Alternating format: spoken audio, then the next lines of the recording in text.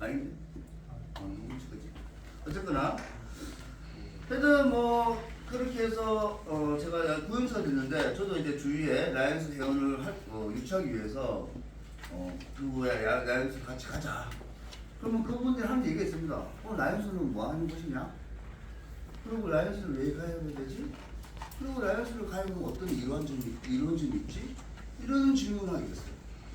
근데 제가 그러면 저의 주관적인 생각을 얘기하는 것보다 어떤 서적이나 연구 결과에 의한 답을 얘기하는 게 좋지 않습니까? 그래서 제가 논문 이런 걸 찾아봤습니다. 근데 답이 없어요. 물론 뭐 라이언스 백과에 어떤 뭐 이렇게 뭐 레비 정수가 1900년대에 만들고 뭐 이런 얘기는 있지만 라이언스가 무슨 다치고 라이언스가 왜 해결이고 라이언스를 하면 궁극적으로 어떤 이득이 있는지 어떤 이론적이 있는지에 연구가 없더라는 거죠. 물론 다시 학문적으로 들어가서 사회봉사단체겠죠. 사회봉사단체에 가입하는 이유가 무엇이고 왜 가입하고 왜 가입하면 어떠한 이론적이 있는 그런 연구가 없더라는 거죠.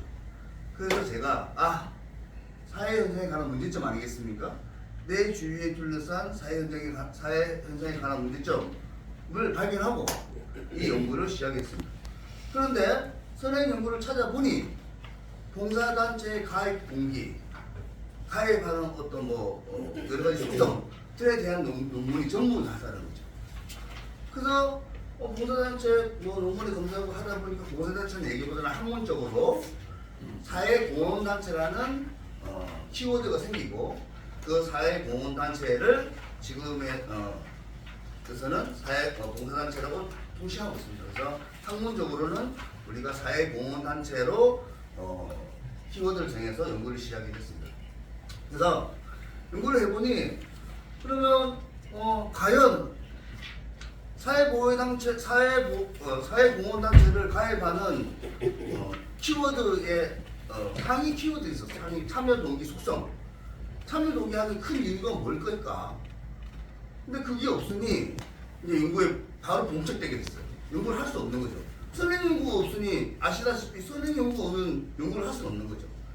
자, 이제 큰일 났어요. 그래서 우리 이제 연구원들하고 이제 대화를 하는 와중에 제가 번뜩이는 아이디어가 있습니다. 선행 연구가 없어? 선행 연구를 내가 하면 되지. 이해하셨나요? 나의 선행 연구를 통해서 여기 연구를 한번 더 하면 되는 거예요. 그래서 그래 선행 연구는 어떻게 할 것이냐? 면담 연구를 하자. 질적 연구. 뭐 연구라는 건 아시다시피 크게 질적 연구와 양적 연구가 나눠집니다.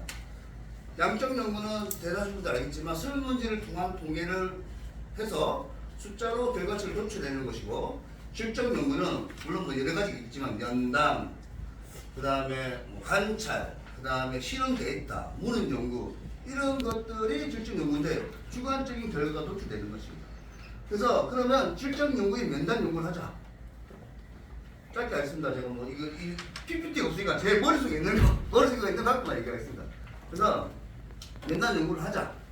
그러면 면담 연구는 엄청난 주관적인 생각입니다. 여러분들한테 면담을 합니다. 예를 들어서 라이언스를 참여한 동기가 무엇이냐? 그냥 물어보는 거죠. 근데 그냥 물어볼 수는 없습니다. 어떤 대항목의 사면 속성을 정해서 물어봐야 되니까. 그래서 제가 선행 연구를 여러 가지를 막 찾아본 결과 몇 페이지인지 모르겠네요. 페이지가 잘 안 적어서 죄송합니다.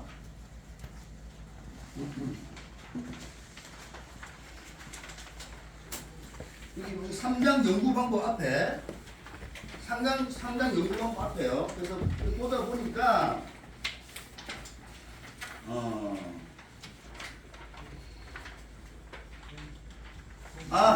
참여 동기 사용 속성이 첫 번째 사회공헌 활동 차원이라는 게 있고 두 번째 사회적 관계망, 뭐죠? 인적 네트워크 관계망 차원이 있고 개인적인 삶의 질 개선 차원이 있고 네 번째 자기 개발 차원이 있더라는 선행 연구가 찾아있게 된 거죠. 그래서 그러면 내가 상위 속성 질문하기 위한 그냥 막 던지고 질문해야 됩니다. 아무것도 배치 상태에서. 그러면 너무 갈 길이 멀고 하니 선행 연구를 통해서 상위 속성을 제가 이끌어냈고 상위 속성 네 가지를 놓고 질문합니다.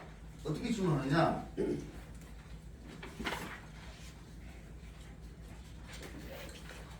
설문지가 이제 저 그때 보신 분도 있을 건데 설문지가 이렇게 돼 있습니다. 첫 번째, 기아가 사회공헌 봉사활동을 위해 라이언스를 가입했다면 이 봉사활동에 연관된 내용을 서술해 주십시오.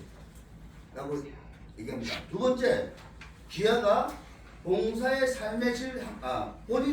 삶의 질 향상 차원에서 라이언스를 가입했다면 그와 연관된 내용을 서술해 주십시오. 또 세 번째, 기아가 사회적 관계망, 인적 네트워크 확대 차원에서 라이언스에 가입했다면 그게 맞는 연관된 내용을 적어주십시오. 그리고 마지막으로 기아가 본인의 자기 개발을 위해서 라이언스 클럽에 가입했다면 연관된 내용을 서술해 주십시오. 그렇게 해서 이제 설문지를 돌리게 됐습니다. 그래서 설문지를 돌리다 보니까 여기 보면은 어디죠? 여기 연결되어 있는 거 있죠? 1차 설문 결과. 그 20명한테 제가 돌렸어요. 근데 20명한테 이제 돌린 배경을 제가 말씀드리겠습니다. 이 델파의 연구에서 앞에 선행 연구자들은 패널이 아주 중요하다고 얘기했어요. 패널이 중요한 전문가 집단. 패널이 아주 중요하다고 얘기했는데 선행 연구자들은 패널은 10명에서 15명도 충분한 유효한 결과를 이끌어낼 수 있다고 얘기했습니다. 그래서 저는 인천 지역에 10년 이상 나양 경력이 있고 해당을 역임한 사람을 패널로 정했습니다. 20명을. 그래서 20명한테 본 같은 질문을 던진 거죠. 그래서 여기서 오류가 제가 연구하다고 생각났는데 이 패널 선정이 잘못됐다는 거를 잘못됐다기 좀 그렇지만 패널 선정에 좀 오류가 있지 않았나 생각했던 거예요. 나중에 결과에서 말씀드리겠습니다. 그래서 이 그 상위 속성 4가지 항목을 두고 설문을 던졌단 말입니다. 그러니까 이렇게 20개가 왔어요. 20개. 정리를 해보니까 20개가 왔더라는 거죠. 첫 번째 질문. 이거는 면담 질문인데 반개방형, 일부 개방형 질문인 거죠. 완전 개방이 아닌. 일부 개방형 질문을 해서 설문지 던지니까 20개 항목이 좁혀졌어요. 그러면 델파의 연구는 크로스베리가 이분이 만들었는데 하여튼 뭐 누가 만들었는지 지금 정의가 없어서 잘 모르겠습니다. 제가 지금 생각나는 대로 하는 거니까 만들었는데 3번의 설문을 돌리는 겁니다. 그래서 첫 번째는 반개방형, 일부 공개형으로 던졌고요. 그래서 이 1차 설문지의 결과를 리커치 척도로 한 번 더 돌리는 거죠. 리커치 옵션 척도 뭡니까? 예를 들어서 한번 보겠습니다. 사회 공헌 활동 추구에 참여했다면 하위 항목에 내 주변의 이웃에게 직접 봉사하기 위해 참석했다. 그럼 직접 봉사하기 위해 참석했다를 리커치 5점 척도를 만드는 거죠. 매우 그렇다, 보통이다, 아니다, 전혀 아니다. 또 두 번째 설문을 던지는 겁니다. 두 번째 설문을 던지고 두 번째 설문을 던질 때 이 사람들이 자기가 썼던 거 외에 다른 항목이 보일 거 아닙니까? 하위 항목이 혹시나 추가할 항목이 있다면 적어주십시오라고 보내는 거죠. 그렇게 보내다 보니까 두 번째 에펙함이 나왔습니다. 에펙함. 채택X가 있죠. 그래서 X, 뒤끝이 5점 척도를 해서 두 번째 설문을 돌리고 보니까 9개 항목이 채택이 안 된 거죠. 안 된 거죠. 그리고 그래서 추가로 또 몇 개죠? 4개가 하나, 둘, 셋, 4개가 추가로 이끌어냈어요. 그러면 다시 이제 돌리는 거죠. 세 번째 설문을 돌리는 거예요. 세 번째 설문은 네? 네, 뭐 연구를 하기 원래 그렇습니다. 그래서 다시 공부를 하는 거죠. 여러분들이 1차로 20개를 줬고 9개가 탈락됐고 11개가 남았고 새로 4개 들어왔다. 그리고 이제 다시 물어보죠. 새로 4개에 대해서 다시 리커치 5점 척도로 평가를 해주라. 그러니까 3차 연구지가 4개 들어온 결과가 오케이 다 통과가 된 거예요. 그래서 15개의 이제 하위 속성이 생긴 거죠. 자, 다시 말씀드리겠습니다. 실전 연구 1차 선행 연구를 제가 하면 된다. 그래서 실전 연구를 하기 위해서 상위 속성 대항목을 던져야 될 거 아닙니까? 근데 뭐죠? 강아지 고양이인데 얘가 뭐 사자인지 무슨 호랑이인지 뭐 표범인지 대항목을 던지는 거고 대항목의 밑에서 하위 항목을 설문을 통해서 면담 설문을 통해서 이끌어낸 거고요. 그렇게 해서 다 마무리된 거죠. 그래서 이제 우리 참여 동기 속성의 어떤 독립 변수가 마무리된 겁니다.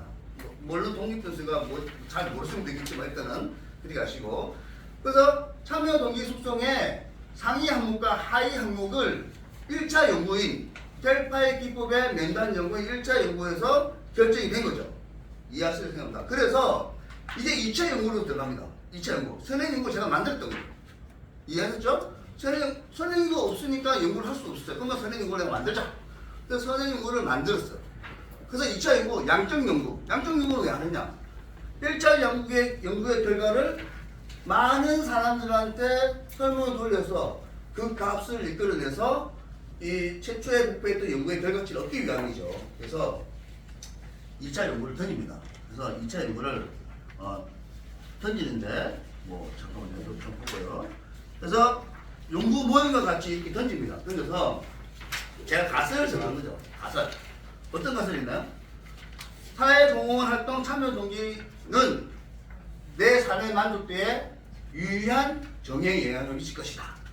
또는 사회공헌 활동 참여 동기 속성은 지속 참여 의도에 유의한 정의에 영향을 미칠 것이다. 그런 식으로 쭉 제가 가설을 정하는 거죠. 다 정의에 영향을 미칠 것이다. 근데 통계를 돌립니다. 통계를 원래는 전기에는 지금 150 몇 명 돼 있는데 지금 77개를 받았어요.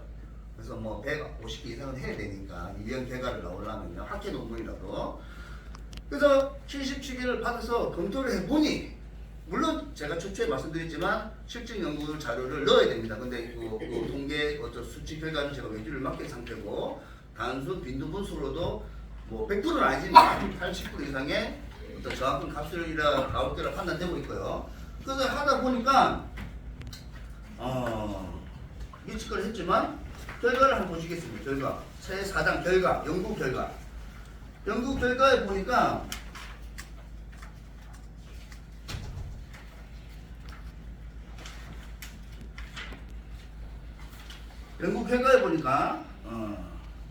사회공헌 활동 참여 동기는 삶의 만족에 유의한 영향을 미쳤습니다. 이제 이거 결과 보시면 됩니다. 결과. 그리고 사회공헌 활동 측면에서 봉사와 지역 발전은 삶의 만족도에 유의한 영향을 미쳤고, 기부는 기각되었습니다. 기부는. 그리고 사회관계망 활대 측면, 인적 네트워크죠? 활대 측면에서 삶의 만족도에 미치는 영향은 인간관계와 사업적 정보가 유의한 영향을 미쳤습니다. 멘토 확보는 기각됐죠. 그리고 삶의 질 향상 측면이 삶의 만족도에 미치는 영향에서는 요 글자가 잘못됐는데 활력소 증대는 유의한 영향을 미쳤고, 자존감 개선은 기각되었습니다. 제가 적기를 잘못 적었습니다. 그리고 자기개발 측면의 참여 동기 속성은 삶의 만족도에 사회적 성장만 유의한 영향을 미쳤고, 아래 외향적 성장고 조직의 적용력은 기각되었습니다. 그리고 두 번째, 삶의 만족도가 지속 참여의 의도에 미치는 영향은 유의한 결과가 나와서 정의에 영향을 미쳤습니다. 그리고 세 번째, 사회공헌활동 참여 동기가 지속 참여, 종속 변수죠? 종속 변수에 바로 미치는 영향은 유의한 결과가 나왔습니다. 그래서 보시다시피 유의한 결과의 정의 영향은 사회공헌활동 측면의 봉사는 유의한 결과를 미쳐서 정의에 영향을 미쳤고요. 나머지 기부 사회발전은 기각되었습니다. 그리고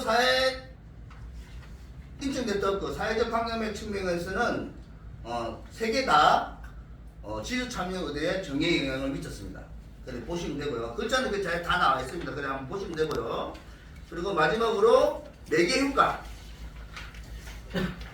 삶의 만족도가 사회공헌 활동 참여 의도가 지속 참여 의도에 미치는 삶의 만족의 매개 효과는 다 정의에 영향을 미쳤습니다. 하지만 사회적 관계만 학대 측면에서는 다 모두 기각되었고요. 그리고 삶의 질 향상 측면에서는 자존감 개선이 기각됐습니다.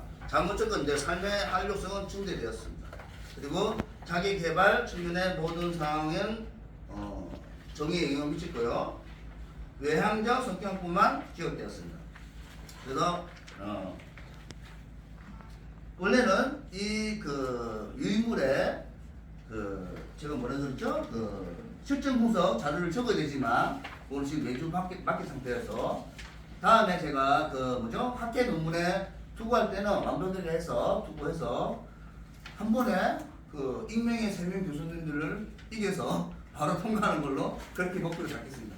그래서 연구 이제 결론은 되겠습니다. 결론을 내보니까 내가 처음에 연구하고자 했던 과연 참여 의도가 무엇이고 이 참여 의도가 삶의 만족도에 어떤 영향을 미치고 그 만족도가 지속 참여 의도가 있는지 없는지에 관한 검증을 하기 위해서 이 논문을 시작이 됐어요. 그래서 보시는 바와 같이 일부 기각된 것도 있지만 대부분의 참여 속성은 삶의 만족도에 영향을 미치고 또 참여 속성은 지속 의도에 영향을 미친다고 되어 있는 거죠.